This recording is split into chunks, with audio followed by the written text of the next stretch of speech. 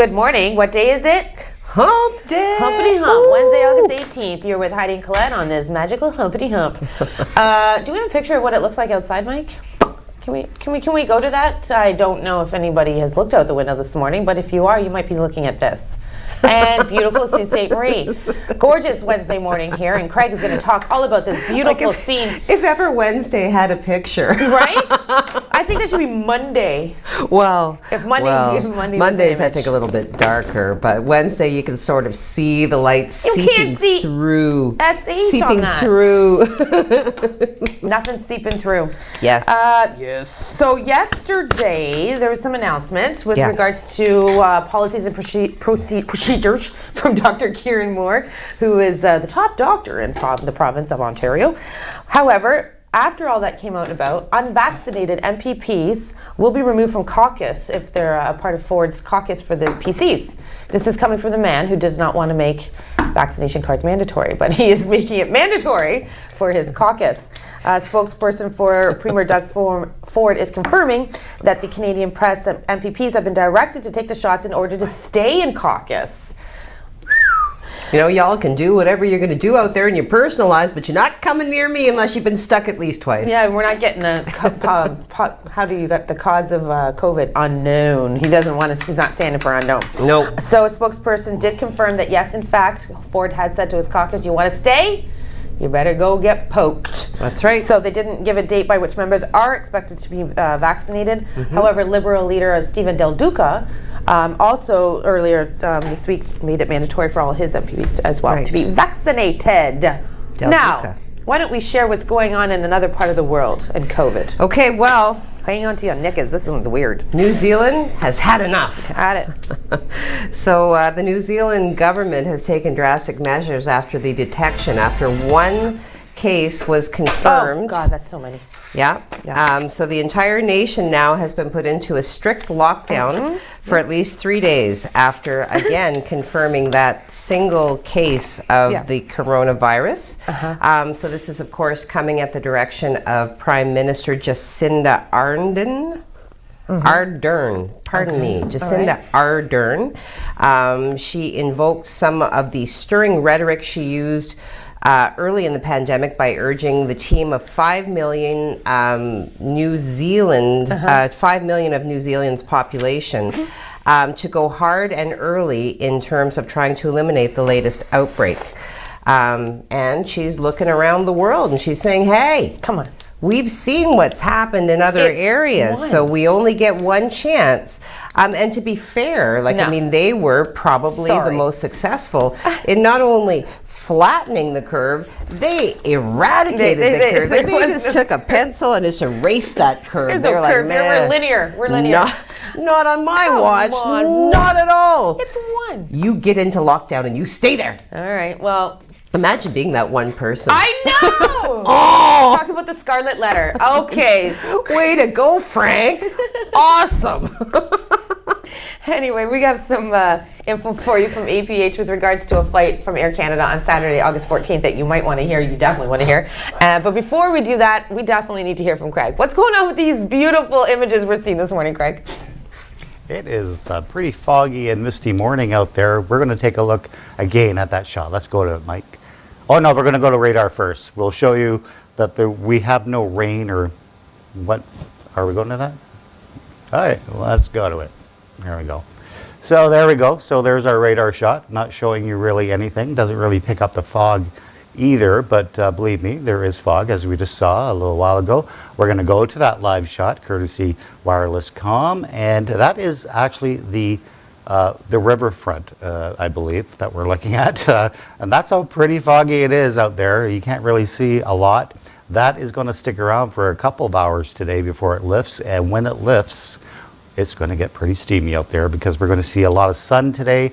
And of course, when you boil water, it gets pretty steamy. And that's what we're heading for today. Temperatures around 30 degrees, going to feel closer to 35 with the slight humidity we have in the air today.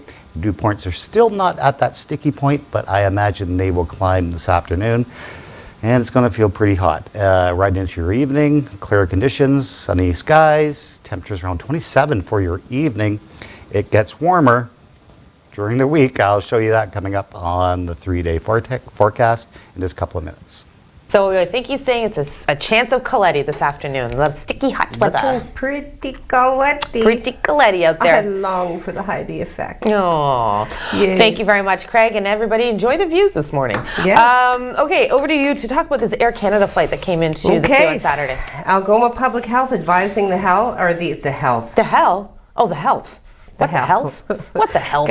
Okay, we're gonna rewind that. We're gonna start that again. Rewind. Algoma Public Health is advising the public of a potential exposure to COVID-19 for anyone who traveled on Air Canada flight AC8320 on Saturday, August 14th from Sault Ste. Marie to Toronto. So specifically, passengers who sat in seats 2 through 8 should contact their local public health unit for further information. Further to that, they are advising that actions to take, so anyone on board Air Canada flight AC8320 on Saturday, August 14th is advised to follow public health guidance, which is to self-monitor for signs and symptoms of COVID-19 for 10 days from potential exposure, to self-isolate immediately if symptoms develop, and to seek testing if symptoms occur. All right, thank you very much. Mm-hmm. So yesterday we did hear from Dr. Kieran Moore, who is the province's top doctor on COVID-19. Okay. In response to evolving data, what's going on with the Delta variant, and to keep those who are still in that younger age group safe, as well as anybody who's compromised with their immune system or the elderly, they have put some steps in place. This includes making COVID-19 policies and procedures, and you have until September 7th in the healthcare industry to do so. So this includes making vaccine policies at high-risk settings.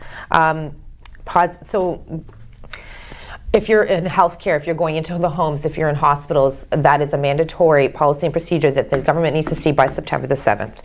So to protect vulnerable patients and staff in settings where the risk is contracting and transmitting COVID-19, the Delta variant, as we know, is at a higher risk.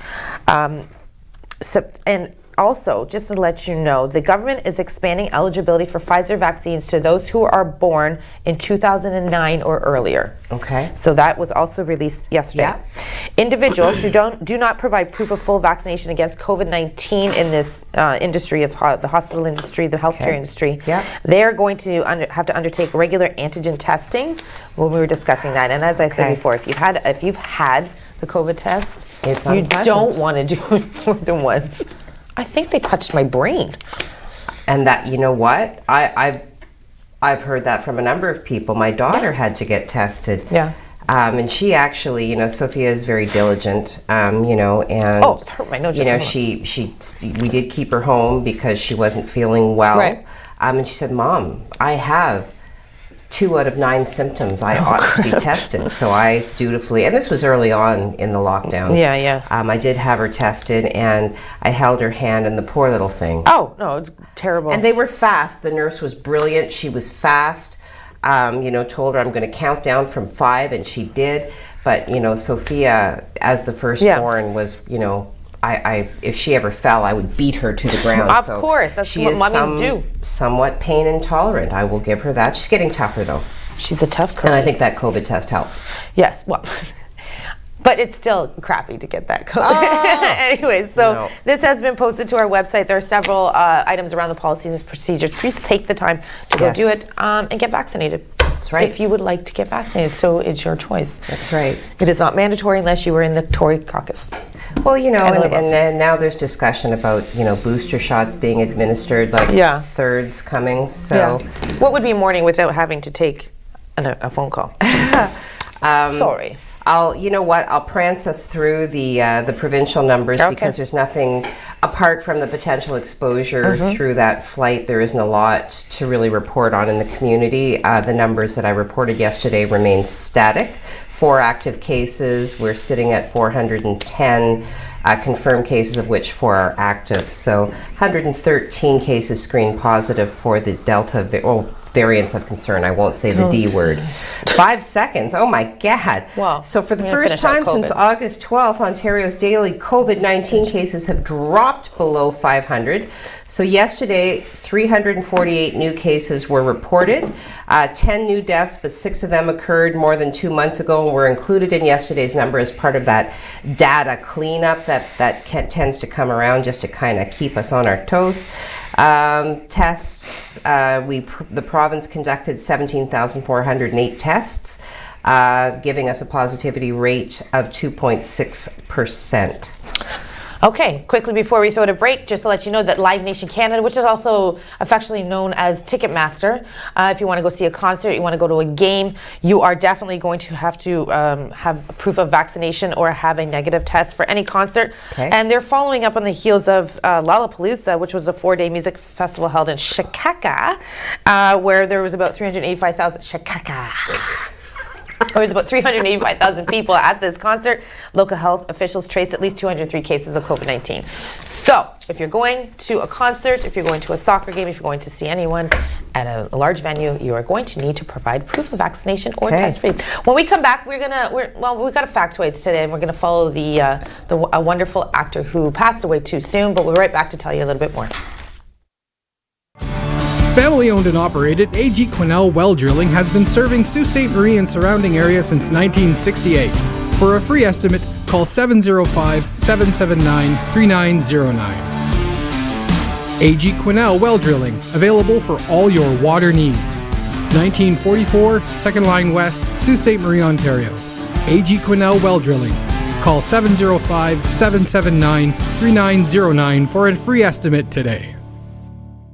First Local, supported by Tenaris Algoma Tubes. Kickstart your career. Tenaris is rapidly growing in Sault Ste. Marie and looking for individuals interested in rewarding production and technician roles. If you are ready for a progressive career opportunity with benefits in advanced manufacturing, then please send your resume to resumes@tenaris.com.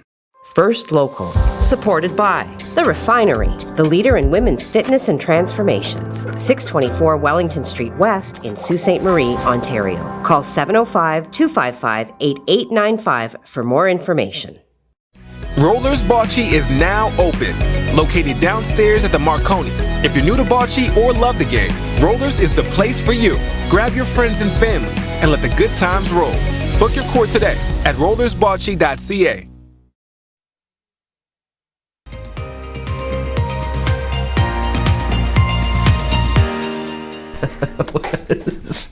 Yes. Multitasking. That's what we do as moms. Yes, It is right. Wednesday, August the 18th, by the way. And welcome back. There you go.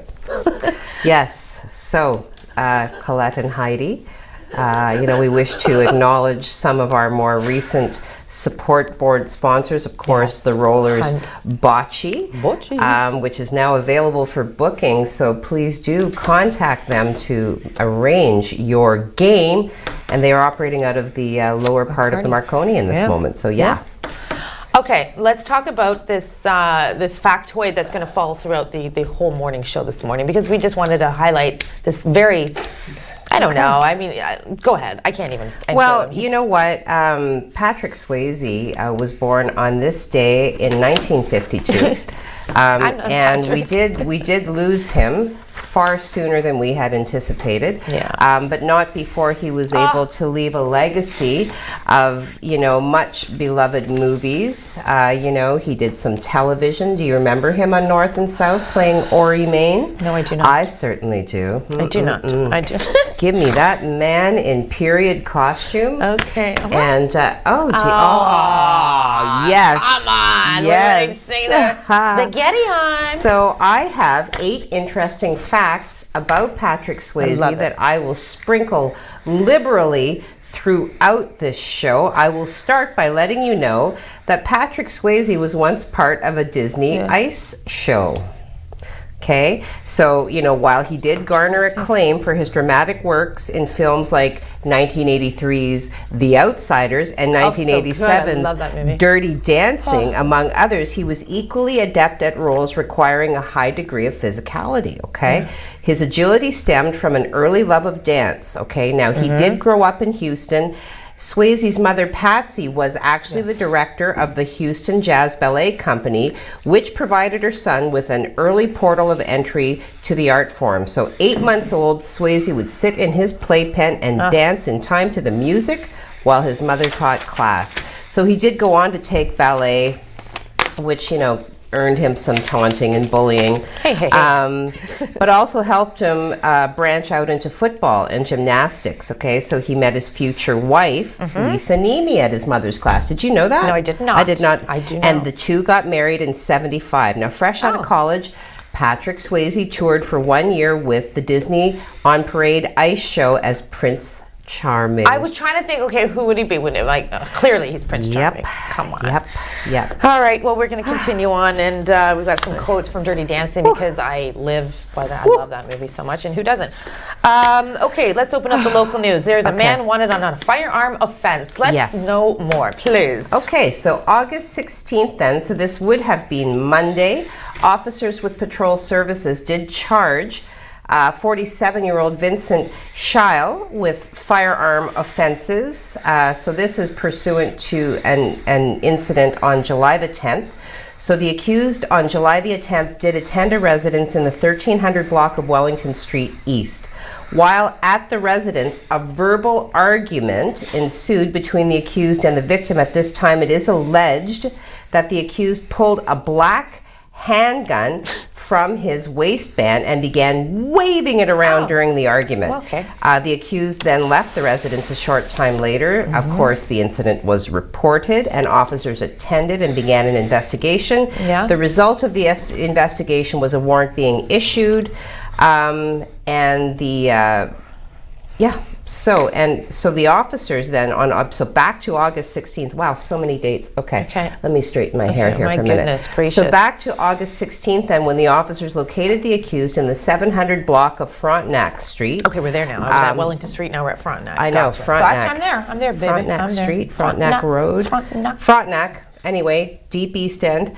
Due to the nature of the warrant in place and in the interest of public safety, officers contained the area, and then once the area was contained, they observed the accused attempt to flee the area on foot.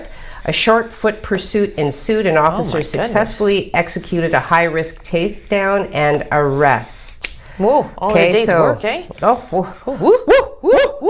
So he is charged with carrying a concealed weapon, possession of a weapon for dangerous purpose, careless use of a firearm, unauthorized possession of a firearm, and failing to comply with a judicial release order by being in possession of a weapon, held for bail court, remanded into custody, scheduled to appear today. Well, okay, we'll be following that. Okay, so there is an election coming up, if you didn't know. It's a federal election, and we are going to talk a little bit about our local representatives, because that's what we do here at On TV. We support our local community.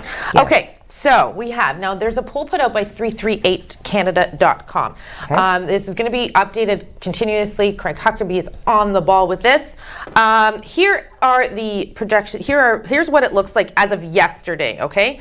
This poll was conducted on the 16th of August, and I was quite surprised by this, but I whatever. Liberal MP Terry Sheen is ahead with 34.8. We have Marie Morin-Strom carrying the NDP banner, and she's sitting at a high 34.8. This is the first time that she is attempting to unseat Sheehan. Conservative candidate Sonny Spina sits at 28%, and this is his second time that he's trying to take that seat from the Liberal Party. And Spina trailed Sheehan over 3,000 votes in the last federal election. And we have the People's Party candidate Casper Makowski, who enters the race with 3.2%. Now, the local Green Party Association has folded up for the riding. They have not announced a candidate for the upcoming election yet. And they are sitting there as well. According to the 338canada.com, which does local polling, it said the winner is up in the air right now. It's a coin toss. It could be anyone between the NDP and the Liberal Party. So there we go. We're going to continue on with the election. I find it so exciting. I cannot wait. The debates and everything. We've got lots coming out of On TV for this upcoming election. I love it. It's like, She loves it enough for both of us. I do, and I have a long story about municipal infrastructure that I can't wait to share with you, because this one over here was just like, she was glazing over. No, like, but like a I honey was the dipped one who donut. said, hey, did you see this about I the know. municipal infrastructure? And then I went through our archives to attach You did. a relevant previous article, a previous report that we had done that was relevant. I thought she would be so proud of me. I worked really hard. I fell asleep twice doing it, but I did get it done in the end. So Well, who doesn't want to know about bridge and culverts and infrastructure use? So, in saying that and how exciting that tease was, come right back and we'll tell you. First Local, supported by the Canadian Bush Plain Heritage Centre, where adventure takes off.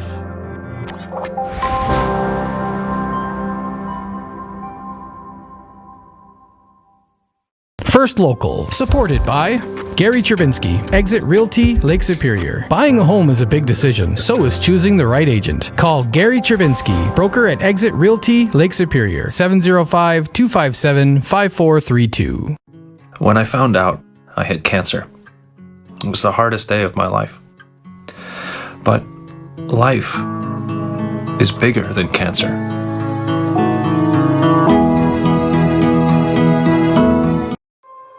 First Local, supported by United Way.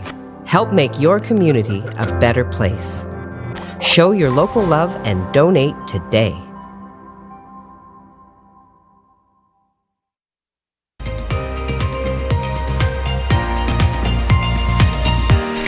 Good morning and welcome back to this edition of First Local Morning. You are here with Colette and Heidi. It is Wednesday, August the 18th. Hump day. Patrick Swayze's birthday, also Hump Day. Oh, okay. So Patrick Swayze factoid number 2. And my apologies to those of you who aren't a fan of Patrick Swayze, but how could you not be? I can't.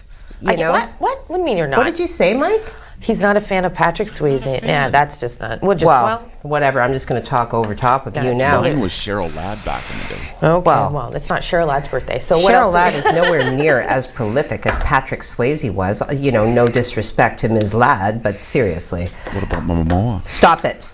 Okay. Momoa. All He's right, we got to whispering get going. Momoa We have in my news ear. to Say do. one thing Stop though about bugging Momoa Heidi. though. He's coming out in Dune soon. He's what? He's coming out in Dune. In Dune. Yeah. I don't. You know, if you rearrange those letters, you get nude. I'm all over it. I'm all over it. All right, let's Okay, go. Patrick Swayze took over the lead role in Grease from John Travolta. Okay, so following complications with his knee, Patrick Swayze sought out a lower impact role. He auditioned for and won the part of Danny Zuko in Broadway's Grease, which had previously been played by John Travolta. The best part paid dividends, and not just in exposure. Swayze invested part of his salary from the show into acting classes for both himself and his wife, Lisa, at Warren Robertson's theater workshop in New York, where Robert De Niro and James Earl Jones also studied. Mm-hmm. James Earl Jones, you want him narrating your life story, don't you? Well, yes, I'm pretty sure he does. All right, so we heard from Trudeau yesterday. Everybody's on their campaign trails and they're promising sunshine, leprechauns, and pots of gold. So what did the Liberals promise us yesterday with regards to daycare? Look at you making me like flip around. She's do this and do that. All right. So Justin Trudeau then said he's very confident that his party can forge a child care deal with Ontario as part of a countrywide plan. So this came out of some speaking that he did in Markham yesterday, and he has said that the pandemic has made it clear that without affordable child care. There it is. There was the bump. We just bump? missed the Oh, bump, and I was missed drinking the coffee. bump. Almost came out my nostril. Yeah. There. Yeah. There it is. Whoop. There it is. Maple syrup for you and you and you. Okay. So he said that the pandemic has made it very clear that without affordable childcare, parents, especially women in particular, are unable to work.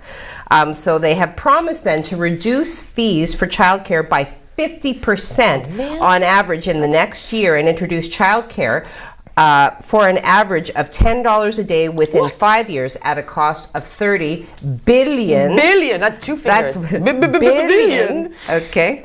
Wow. Childcare for we two, for certain. What? We don't need to. Trudeau trumpeted the childcare deals the government signed before the election call with 8 provinces and territories, Ontario and Alberta being notable exceptions, and contrasted his plan with that of the Conservatives. So we have posted this to the website. I'm not going to go into the back and forth because whatever, there's going to be a lot of that, so we're not going to really give a lot of air to that in this moment. Okay. But it will come. In this moment. It will come. Hey, Heidi, bump it out. Okay, Sonny Spina, he was on the campaign trail yesterday, and he is no stranger to elections, as we do know. Like I said earlier, this is the second time running against Terry Sheehan to take his seat. The former Sault Ste. Marie police officer is carrying the Conservative banner, as you know, for the second time in less than 2 years. No doubt the handling of the pandemic will be a key issue in this election, so Spina says his focus will be on helping local businesses recover and thrive if he's elected MP on the September the 20th election. Now, further to this point, he put it out there that a GST holiday for the upcoming season is what he wants to put forward. If you buy from a business right here in the community, let's redirect our Christmas shopping this year to local businesses.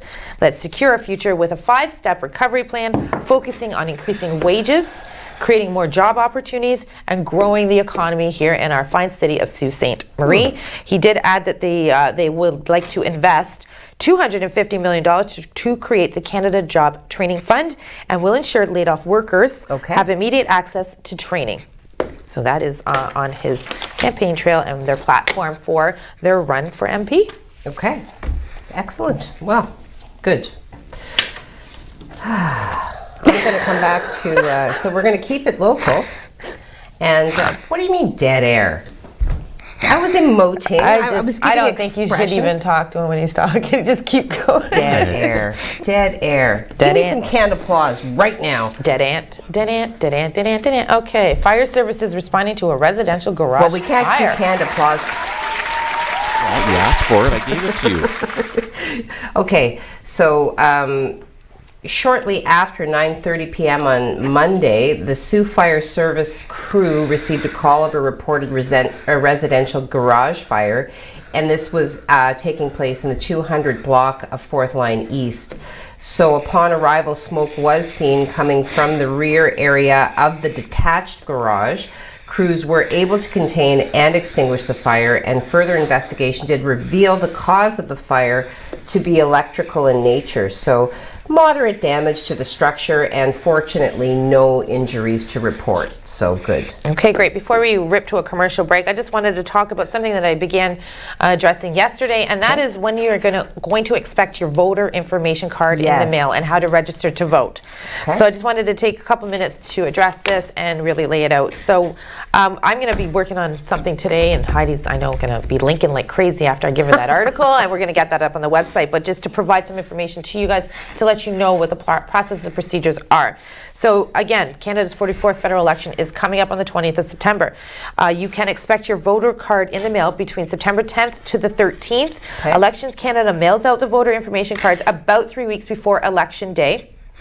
If you are on the voters list, you should receive your card by September the 10th. You can also find your polling stations by searching your postal code. There will be a link on our website this afternoon once we write that up, and so it's on there. You can use the online voter registration service, which we will hyperlink, and that is on the Elections Canada website, which is electionscanada.ca. The other option is to register in person at your local Elections Canada office or assigned polling station. So what if you're moving before the election? What do? If your address is changing, where you vote depends on where you consider your home riding to be. If it is your new home, you can update your address on the website that we're going to provide when Heidi links that in later this afternoon. Lovely. They're talking about if your name is misspelt, which mine is always misspelt. There is only one Ellen Collette, not two, despite what many think. What if you don't receive your card? If your voter information card does not arrive, don't worry, be happy. You don't need to vote. You don't need it to vote. Wow, that little word makes a big difference. You don't need to vote. You don't need it to vote. You can use a piece of ID with your name and address on it, and we will have the information posted to the site as well. That's right. you want to hit the kayakers before we rip? Yeah, I'll hit the kayakers for sure. Okay, so 2 weeks ago then we did put out an article. We released some information with regards to Rob and Peter Grieve, a father-son duo who were venturing out to cover 300 kilometers of beautiful Lake Superior to raise money for a local foundation. We were able to follow their journey as they kept making posts to their Facebook page. Beautiful scenery. And Wow, they look at that were picture. consistent enough in their posting that we were actually able to be on shore when their journey came to an end Saturday afternoon. So a lot of really look at beautiful excerpts, a lot of gorgeous pictures. Wow. Certainly Lake Superior boasts some of the most significant and stunning natural scenic views that are available. Yeah. You know, they've even posted some really snazzy tips about, you know, if you want to contribute, you want to do something like this, now is the time. So do take a moment, go check out the post to our website at SiouxOnline.com. It is well worth the read. Awesome. Okay, well, while we're heading out to a commercial break, we want to show you what outside looks like. Is it rainbows and sunshine yet, Mike? So let us see. Oh, we're clearing up. We see City Hall. And again, when we come back, we're going to talk a little bit more about how City Council decision now has a councillor questioning fire services overtime. You don't want to miss this. Come right back. It looks so good. Look at those steps. First Local, supported by Maker North, 3D printing, laser cutting, 3D design, education, prototyping, and more. Maker North, whatever it takes.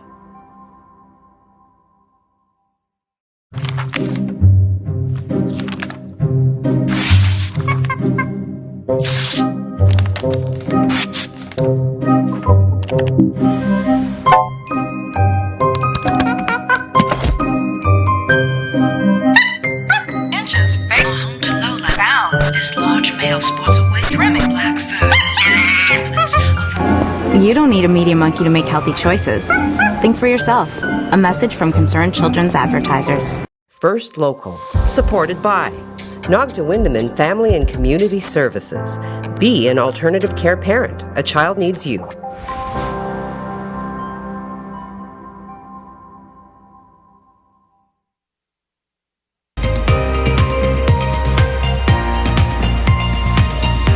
Good morning and welcome back to First Local Morning on Wednesday, August the 18th. We're going to continue on our triumphant tour of Patrick Swayze's career. Okay, he once owned a carpentry business. I didn't know this about him. I did not know Considered myself to be somewhat of a rabid fan. However, so this was right around the time that his feature film debut in 1979, which was a roller rink melodrama called Skate Town, USA. Swayze feared his career would take a turn into teen idol territory. He feared that. Wow. Okay, rather than accept a multi-film contract where he would have little control over the parts offered. Okay, I did know that about him, that he was very particular about what he ventured into. Yeah, that's a good He and thing. his wife Lisa decided to open a carpentry business, Nepotism Incorporated, as it employed brothers from both of their families. Is it seriously called Nepotism It Incorporated? was. That's amazing. Swayze knew very little about carpentry but studied books on the subject. The business was successful, with jobs ranging from renovating the kitchen of actress Jacqueline Smith to an entire home in Coldwater Canyon. So the work kept him busy between acting auditions, and with the income, Swayze could also be more selective about the movies he appeared in. So after a string of appearances on television, including a TV movie titled The Comeback Kid with John Ritter and an episode of MASH. John Ritter too. I know. Swayze earned his second ever film role in 1983's The Outsiders. The Outsiders, can't go wrong. Well, let's go to Craig. And again, I don't want anybody to think we put Craig in the corner, because nobody puts baby in the corner. Over to you, Craig. And thank you very much. And we are still seeing that pretty dense fog bank out there. Once that lifts, it could get a little steamy out there, because obviously there's a lot of moisture in the atmosphere.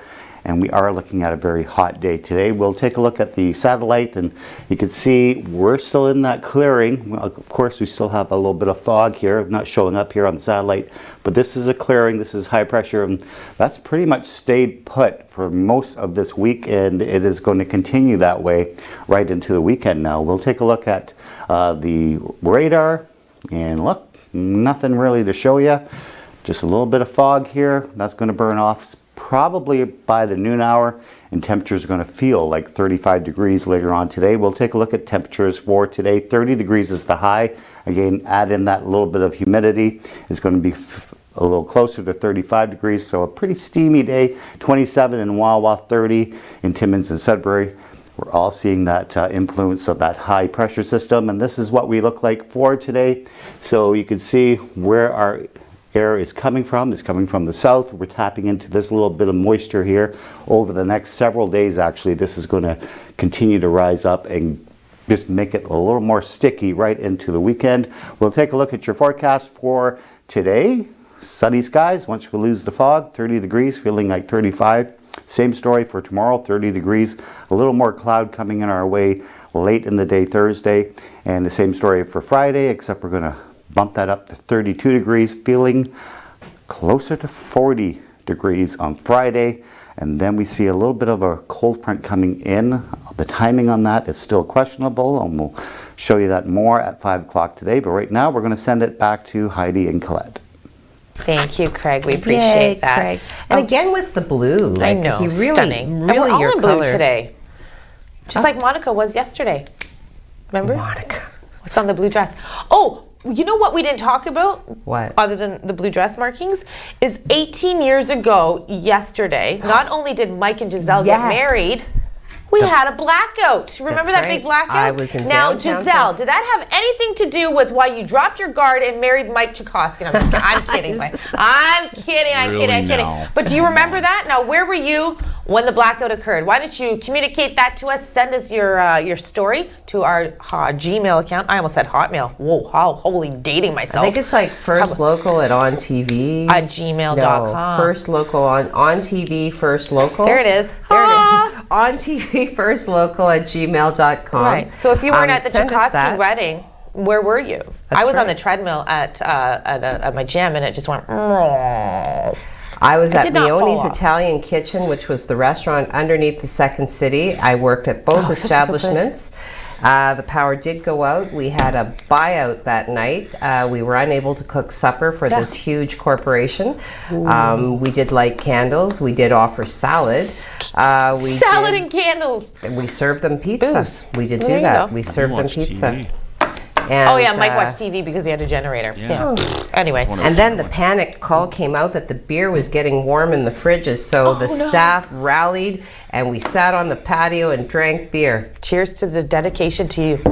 Okay, social media time. What's the dream work? Teamwork. Oh, you hate. I'm not even going to touch that. Over to you. Okay. Well, we'll talk about the Algoma District School Board. They are intending to kick off the 2021-2022 school year in a very special way. They have decided to create their first ever show-up event, which is being called Ignite 2021. It is an exciting virtual event for all students of the Algoma District School Board. It will happen on Monday, August 23rd, kicking off with performances and words of encouragement specifically for our students from celebrity VIPs, including our host Jesse Cruikshank, Andre DeGrassi, Tyler Shaw, and Dr. Haley Wickenhauser. Jesse Cruikshank, of course, former co-host of MTV, most recently enjoying some fame as the co-host of CBC's The Goods, as well the host of Canada's Smartest Person. What? We weren't on that. I didn't get that call. Okay, I feel kind of... Okay, anyway, onward. Stiffed. Andre DeGrasse. Is it DeGrassi or DeGrasse? DeGrasse. Andre DeGrasse, an Olympic champion sprinter and 6-time Olympic medalist, okay? just returned from the 2020 Tokyo Olympic Games, where he made history winning gold in the 200-meter event. Well done. Yeah. First time a Canadian man has ever won the 200-meter since 1928, and only the third Canadian to have ever won a gold medal in the event. Awesome. Okay. A Canadian singer, Tyler Shaw, some songs that he has topped the charts with: Kiss Goodnight, The Man Who Let Her Go, With You, and of course, Dr. Haley Wickenhauser, one of the best female hockey players in the world, 7 world championships, 6 Olympic appearances, 5 Olympic medals, named one of Sports Illustrated top 25 toughest athletes in the world. She is a titan of sport and a leader both on and off the ice. So we have another, amazing event. We have another local leader who's doing really well and getting accolades herself, and that is Barbara Nolan. Yes. Barbara Nolan is an elder and language keeper.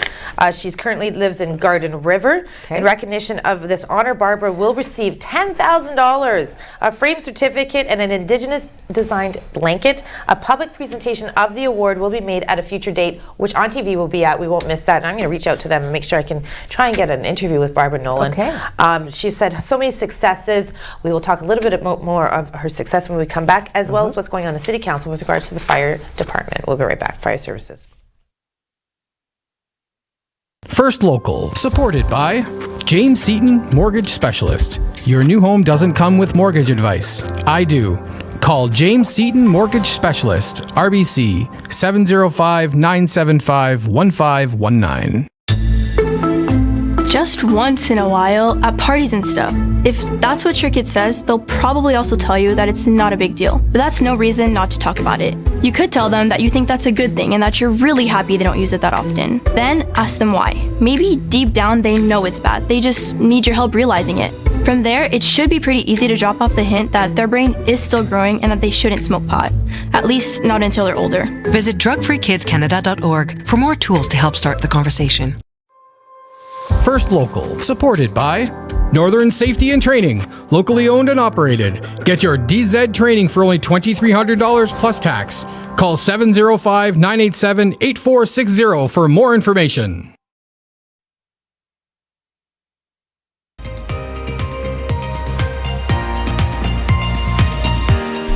Good morning and welcome back to First Local Mornings on this day, Wednesday, August the 18th. You are here with Colette and Heidi. We are going to go into standard social media, although I'm a little frustrated. There's not a lot of chatter, although I remain eternally grateful for our more dedicated communicators. It is hump day, people. You know what? We made it this far. The next 2 days are a cakewalk. One step, 1 foot in front of the other. I think it's going. just the grade, the picture that we showed. Possibly. Maybe. I mean, nah. who knows? All right, well, we'll start off with Bradley Evoy once again, killing it. First to comment, first in, beating everybody. Good morning, everyone. 3 exclamation points. Happy hump day with his little peace sign. Giselle Tchaikovsky. Did you respond to my comment? Good morning, everyone. Happy hump day. And of course, invoking the sun coming up between 2 great huge tracts of land. Particularly important today when it's so foggy. You can't even see the sun. It's actually nice Scottish weather out there today. Right? Is that what it's like in Scotland? Well, no, it's beautiful in Scotland. Okay. It does rain every day pretty much at the same time. I remember in May, 3 o'clock in the afternoon, and we get a nice spring boom. I don't know if I ever went, and I intend to one day. I think the accents would shine like the sun for me. So, they do, absolutely. Lovely to meet your parents. I could have listened to them talk all day. Very, and I find that with a lovely polished accent, you could really say anything. Like you could say the most horrific and offensive thing on the planet, and it would still kind of trickle into your ear like a gentle, honey that would sweeten your brain and the rest of your day. So lovely to meet you both, and I look forward to seeing you again. Tony Mancuso, happy hump day, everyone. It's so foggy this morning. I had a knock on my door, and Adrian Barbeau was there. Oh, Tony, you date me with that reference. Studio audience applause. We got it. Nice. Okay, well done. There was a movie, right? You know. Yes, okay, I know. good. For those of you who don't know, look up The Fog with The Adrienne Fog. Barbeau. It's pretty creepy. Well worth a campy review. Okay. Sue Online, I'm going to assume that this is Craig. Crank up the air conditioners, 3 exclamation points. Going to get steamy out there, 2 exclamation points. Enjoy the heat. Your air conditioner is going to be permanently turned up or down. It's going to be cold soon. Enjoy the heat. No air conditioning. Nobody enjoys the heat as much as you. I do love it. I like the heat. Okay, I'm going to leave it alone because I love this girl. She likes it to be hot. Let it be hot. Enika, good morning, everyone. 3 exclamation points. Happy hump day. And her lovely array of emojis. Evelyn McColeman, happy Wednesday. Happy Wednesday. Yeah, it had to be read like that. Say, happy Wednesday. Happy Wednesday. Okay. Tomorrow is Baby Friday. Oh, I need one more coffee. Okay. Carrie Wortman, good morning and happy hump day all to you as well. I don't think if I've been responding to people, if I haven't said good morning to you and happy hump day, happy Wednesday, right back at you, because again, you know, without our viewers, we are talking to each other, which we do. We do quite often. And that's okay, but yeah. Yeah. We do think we're funny too. Well, we are. We have canned applause and laughter all following in the office. Yeah, we just play it. It's kind of like that Staples. That was easy. All right, Chris Bridges. Good morning, everyone. Chris, what do you got for us today? I think that Craig might appreciate today's interesting fact. On this day in 1929. A weather map was televised for the first time, sent from NAA Arlington to the National Oceanic and Atmospheric Administration in Washington, D.C. I love Have a great hump day. I love his... Yeah, he does. Yeah, really pulls You and I out- need to talk, Chris. I need you to start sending me some factoids, because sometimes I come up dry. Well, we're It's doing dry. Patrick Swayze. There's nothing dry about that. Well. Yes, a category all unto himself. Oh, and your parents. Happy birthday to my sister, Elizabeth. Oh, that's my auntie in Scotland. Happy birthday, Auntie Elizabeth. Happy birthday. Very nice. Aw. Too bad. It would have done, you know, if you can send us a picture, then we can do proper. I can share that with you tomorrow, yeah. Yeah, okay. Speaking of, my brother's birthday's coming up. I don't remember that. Is that right? Yeah, it is. Evan.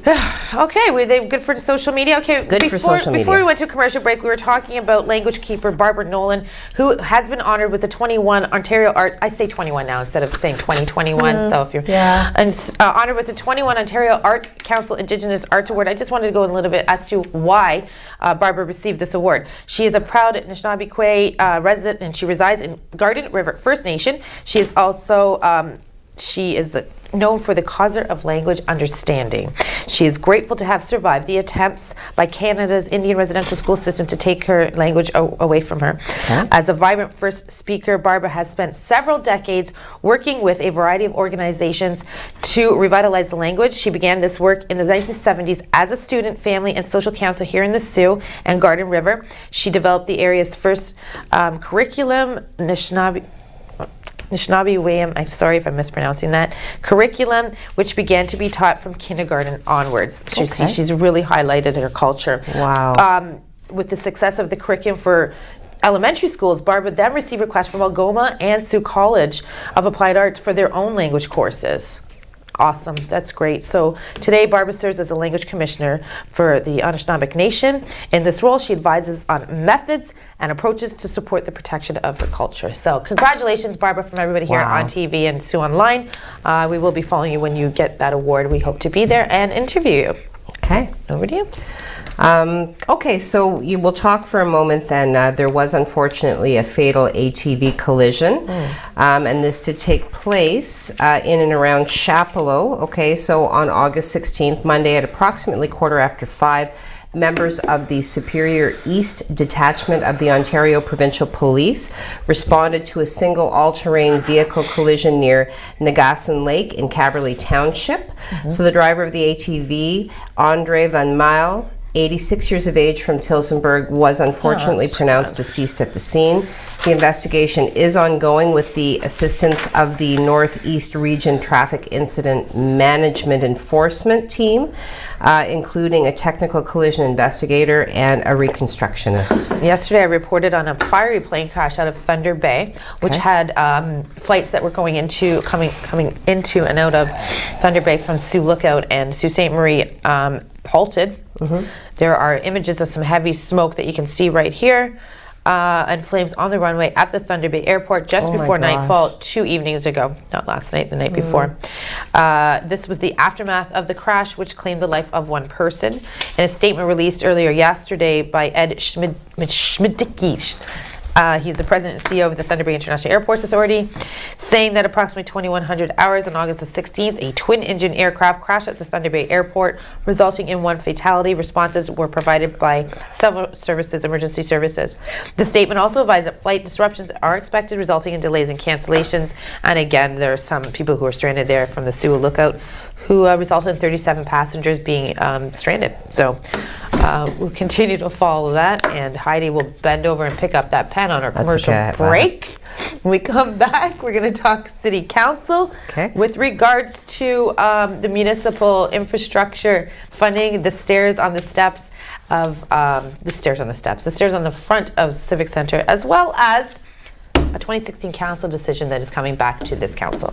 We'll be right back after this break. First Local, supported by Rick Mooney, sales representative for Street City Realty. Sold, the sign you want, Rick, the realtor you need. Every day, people in crisis need someone to answer their call for help, to let them know they're not alone. Whenever people need someone, the Canadian Red Cross is there, on the phone lines and the front lines, around the world and here at home. But none of it would be possible without people just like you.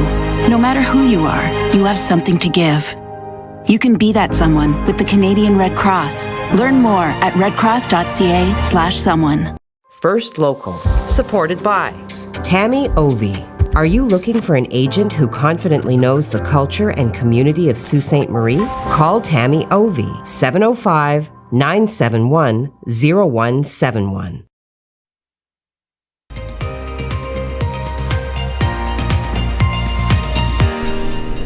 Good morning and welcome back to First Local Mornings on Wednesday, August the 18th. You are here with Colette and Heidi. We have breaking news. Not just us that's causing this wave. No. It's going to be hot. They've issued a warning. A heat warning. A heat warning. Okay. Well, Craig, tell us more. Heat wave. We do have a heat warning. I will tell you more about that coming up. But I want to thank Chris Bridges for that little tidbit about the weather map in 1929, using it for the first time. So that was pretty interesting. Speaking of maps, let's go to our live shot. Can we do that? That's what we look like now. The fog is starting to lift downtown. It's not so much here on top of the hill. It's still pretty foggy. But that fog is going to lift, and it is going to add a lot of moisture to the atmosphere. And guess what? That means it's going to be boiling hot later on today, because when the sun comes out, it's going to just steam up the atmosphere. So let's take a look now at that heat warning. This is, you can see most of Northern Ontario is under that heat warning for today. Not here in the Sault yet. I imagine we will be added to that sometime later today or tomorrow for sure, as our temperatures bump up above 30. But areas like White River and Chapleau and Thunder Bay, all under the heat warning, Timmins as well, and areas to the north as well. Very hot conditions, feeling closer to 40 degrees in those red areas, and that's what's coming our way over the next couple of days. Let's take a look at your 12-hour forecast for today. Sunny skies once we get rid of this fog, and we can expect the fog to be lifted around the noon hour, and then it's really going to get hot and steamy for the afternoon. Temperatures around 30 and lasting into the evening, 27 for your evening temperature, not dropping all that much tonight as well. I'll have more on that coming up at 5 o'clock, News at Night, with your next update. Thank you very much, Craig. Nothing like a heat wave to put this girl in a good mood. We want to talk about some Johnny Castle quotes. Johnny Castle, as you know, is the wonderful Patrick Swayze in Dirty Dancing, where my friend and I we memorized every line, and then we'd take turns, but like sing. I love, like, you know, I carried a watermelon. Well, here's another one that Johnny put out there. Good. Other than nobody puts baby in the corner, how about this line?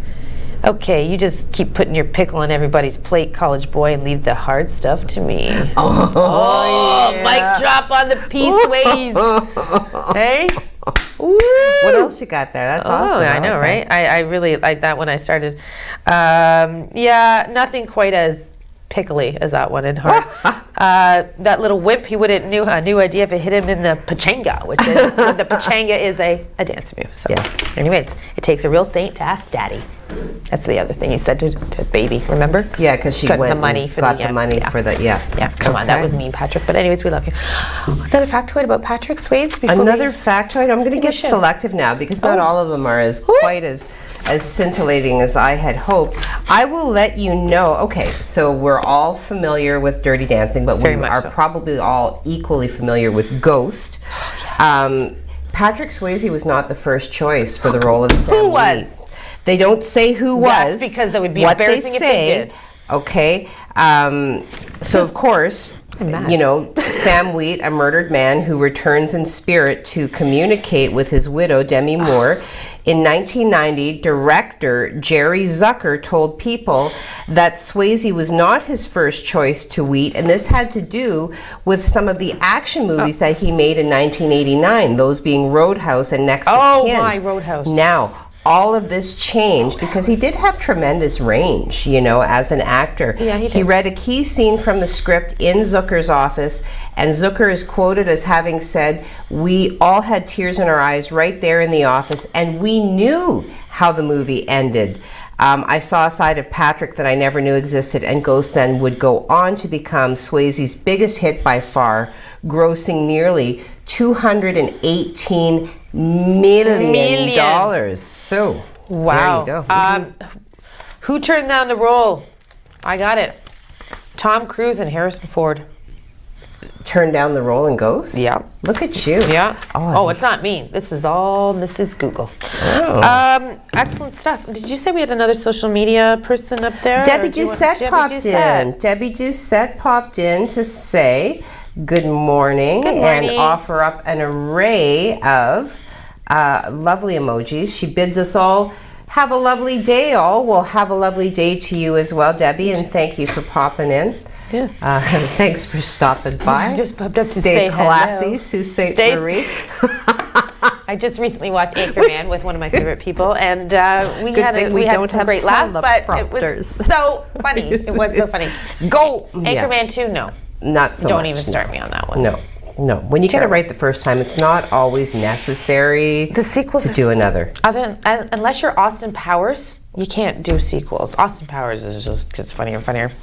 But I digress. Do you want to move on to another story, my friend? Do you got anything else? I can talk about the municipal council. I could talk about Airbnb and their restrictions. Let's do it, because apparently Halloween parties are a thing, and we need to stop them. We need to curb them. Not only are you in costume, you're not even in your house. You could probably offer up a fake Heidi? name. Why isn't Heidi up there? Where's My Heidi? name's Josie Fegan. I'm going to have to quit using her name. I love Josie Fegan. She's lovely. So we keep doing that. So Airbnb then, and most of us would be familiar with Airbnb. Yeah. It says it will ban people without a history of good reviews from renting entire homes in Canada for just one night this upcoming Halloween weekend. The home rental platform says the policy is meant to prevent people from using Airbnbs to throw unauthorized and large parties. The company says guests who have a history of positive reviews on Airbnb will not be subject to the restrictions on one-night bookings. Oh, I can just see people now buying those other people. Hey, will you just put this in your name and I can... Okay. The Airbnb will also restrict some people from making local and last-minute bookings for two-night stays, again, if they don't have the history of the positive reviews. So the company had a similar policy last year in Canada and in the U.S. and says in Toronto alone, more than 1,300 people were deterred from booking entire home listings during Halloween. Now, Airbnb has been subject to criticism in recent years after many homes rented on its platform were used for unauthorized parties that generated complaints, turned violent or rowdy, and in a few cases, even resulted in deaths. What? Well, Come on. there Okay. you go. Well, There no wonder you they're go. buckling down. It's all I know fun and games until someone loses a life. In 2016, Council made a decision questioning fire services overtime. This has come back to Council most recently. So the 2016 decision by Council to cut the number of firefighters is now causing fire services to pay for overtime. This is something the city was warned about at the time, but still became the topic of discussion during the last Council meeting, specifically Councillor Paul Christian, who spent some time before the meeting going through the numbers, as he always does. Now, it's important to point out that Councillor Christian was also on Council in 2016 when this decision was passed. He noticed that as a whole, city staff salaries are trending at around 53%, remaining in the budget, yet he sees that fire services at 47%, and they are by far left with the least amount. So just wondering what the reason might be for that. The answer was very clear from the Sioux Fire Services Chief Peter Johnson, who told Christian that a large chunk of that is caused by retroactive pay and overtime. It's quite an interesting story to go into it. Dan has done a great job to bring all the facts together, and again, this is definitely going to be coming back to Council. But Dan even got a retired firefighter explaining that a little further. What Councillor Christian and others wouldn't understand is if you haven't done the job as a firefighter, you wouldn't understand what they're going through, and that is all neatly packaged for you on StewOnline.com. Thanks for joining us today. Have a great hump day. We'll see you tomorrow on Baby Friday.